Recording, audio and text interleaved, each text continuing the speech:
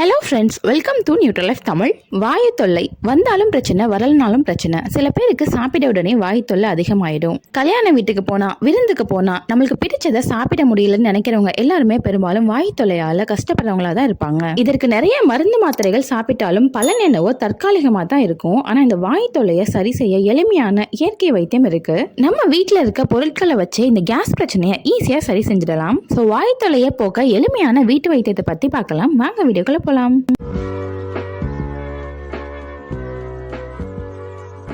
வாய் தொல்லை இருக்கிறவங்களுக்கு என்ன மாதிரியான உபாதைகள்லாம் இருக்குன்னு பாத்தீங்கன்னா, வயிறு பாரங்களை கட்டி வச்சது போல கனமா இருக்கும். அடிக்கடி ஏப்பம் வந்துட்டே இருக்கும். சில பேருக்கு வயிறு வலி, வயிறு வீக்கம், நெஞ்செரிச்சல்னு பல உபாதைகள் மாறி மாறி வந்துட்டே இருக்கும். அதிகப்படியான வாயு வயிற்றுல தங்குவதனால தான் இது மாதிரியான பிரச்சனை ஏற்படுது. வயிற்றுல வாயு தங்குவதற்கு 2 விதமான காரணங்கள் இருக்கு. உணவு சாப்பிடும் போதோ அல்லது தண்ணீர் குடிக்கும் போதோ ஆக்சிஜன் மற்றும் நைட்ரஜன் போன்ற வாயுக்கள் வயிற்றுக்குள்ள நுழைந்து வாய் தொல்லையை ஏற்படுத்தும். மற்றொரு காரணம் பாத்தீங்கன்னா, உணவு செரிக்கப்படும் போது வெளியாகும் carbon di oxide, hydrogen, methane போன்ற வாயுக்கள் வயிற்றுக்குள்ளே தங்கிடுது. இந்த வாயுக்கள் வெளியேறாம அப்படியே இருப்பதனால வயிற்றுக்குள்ள அசௌகரியம் ஏற்படுது. அதே போல கார்போஹைட்ரேட் அதிகம் உள்ள உணவுகளான பீன்ஸ், முட்டைக்கோஸ், பருப்பு வகைகள், கொண்டக்கடலை, இனிப்பு கலந்த ஜூஸ் வகைகள், இது மாதிரியான உணவெல்லாம் வாயு தொல்லையை அதிகப்படுத்தும். இப்படி வெளியாகும் வாயு தொல்லையை போக்க ஈஸியான டிப்ஸ் என்னன்னு பார்க்கலாம் வாங்க. முதலாவதா பாத்தீங்கன்னா ஓம விதைகள். ஓம விதைகள்ல தைமோல் அப்படிங்கிற வேதிப்பொருள் இருக்கு. இந்த வேதிப்பொருளானது ஜீரணத்துக்கு தேவையான திரவத்தை உருவாக்க உதவுது. வாயு பிரச்சனை இருக்கிறவங்க 1/2 டீஸ்பூன் ஓம விதைகளை எடுத்து 1 டம்ளர் தண்ணீர்ல நல்லா சேர்த்து கொதிக்க வைக்கணும். ஒரு 5 நிமிஷம் கொதிச்சா போதும். ஓம தண்ணீரை வடிகட்டி நல்லா ஆற விட்டு டெய்லி உணவு சாப்பிட்ட பிறகு குடிச்சிட்டு வரணும். நல்ல பலன் கிடைக்கும்.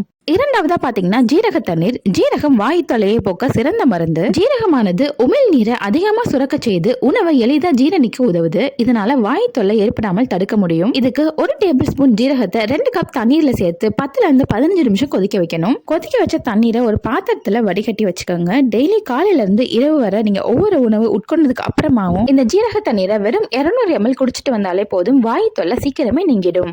மூணாவதா பாத்தீங்கன்னா பெருங்காயம். கேஸ் ப்ராப்ளம் இருக்கிறவங்களுக்கு பெருங்காயம் ஒரு அற்புதமான மருந்து. இது குடல்ல அதிகமான பாக்டீரியாக்கள் உருவாவதை தடுத்து வாயுவை வெளியேற்றும். ஆயுர்வேத மருத்துவத்துல பெருங்காயம் வாத பிரச்சனையை சரி செய்ய பயன்படுமா. உடல்ல வாத பிரச்சனையை சமன் செஞ்சுட்டாலே வாயு தொல்லை நீங்கிடும்னு சொல்றாங்க. இந்த ரெமடி செய்யறதுக்கு 1 டீஸ்பூன் பெருங்காயத்தூளை சிறிது வெந்நீர்ல கலந்து குடிச்சிட்டு வந்தீங்கன்னா நல்ல பலன் கிடைக்கும். நான்காவதா பாத்தீங்கன்னா இஞ்சி. தினமும் உணவு சாப்பிட்ட பிறகு 100 ml தண்ணீர்ல 1 டீஸ்பூன் இஞ்சி சாறும் 1 டீஸ்பூன் லெமன் ஜூஸையும் சேர்த்து பருகிவாங்க. இஞ்சி இயற்கையாகவே வாயு விரட்டியாக செயல்படுவதனால டெய்லி தொடர்ந்து இஞ்சி டீ குடிச்சிட்டு வந்தீங்கன்னா வாயு தொல்லை சீக்கிரமே நீங்கிடும். அஞ்சாவதா பாத்தீங்கன்னா பேக்கிங் சோடா. 1 டீஸ்பூன் எலுமிச்சை சாரோட 2 சிட்டிகை அளவு பேக்கிங் சோடாவை சேர்த்து 1 டம்ளர் நீர்ல கலந்து குடிச்சிட்டு வாங்க.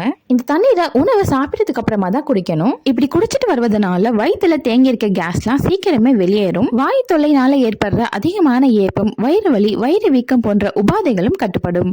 கடைசியா பாத்தீங்கன்னா திரிபுலா சூரணம். வாயு தொல்லை நீங்க திரிபுலா சூரண பொடி பயன்படும். 1/2 டீஸ்பூன் திரிபுலா பொடியை நீர்ல சேர்த்து 5 இருந்து 10 நிமிஷம் வரை கொதிக்க வைக்கணும். கொதிக்க வச்ச திரிபுலா நீரை அப்பப்போ குடிச்சிட்டு வாங்க. தொடர்ந்து குடிக்க வேணாம். இதை குடிச்சிட்டு வந்தீங்கன்னா வாயு தொல்லை இருக்கவே இருக்காது. கேஸ் ட்ரபிள் ஒரு சாதாரண விஷயம் தான். ஆனா அதுவே அடிக்கடி ஏற்பட்டுச்சுன்னா லாக்டோஸ் சகிப்புத்தன்மை பிரச்சனை, ஹார்மோன் சமநிலையின்மை, குடல் அடைப்பு போன்ற பிரச்சனைகளோட அறிகுறியா கூட இருக்கலாம். எனவே இதை உடனடியா சரி செய்வதுதான் நல்லது. மருந்துகளை விட இயற்கை பொருட்களை பயன்படுத்தும் போது பக்க விளைவுகள் எதுவும் இருக்காது. ஆனா இயற்கை பொருட்களால கூட கட்டுப்படுத்த முடியாத வாயு பிரச்சனையை உடனடியா மருத்துவர்கிட்ட சென்று பரிசோதிப்பதே நல்லது. அவ்வளவுதான் ஃப்ரெண்ட்ஸ், நான் சொன்ன ஹோம் ரெமடிஸ்ல உங்களுக்கு எது செட் ஆகுமோ அதை ட்ரை பண்ணி பாருங்க. இந்த வீடியோ உங்களுக்கு யூஸ்ஃபுல்லா இருந்துச்சுன்னா கண்டிப்பா வீடியோவை லைக் பண்ணி உங்க ஃபேமிலி அண்ட் ஃப்ரெண்ட்ஸ்க்கு ஷேர் பண்ணுங்க. மறக்காம நம்ம சேனலை சப்ஸ்கிரைப் பண்ணிருங்க. நன்றி.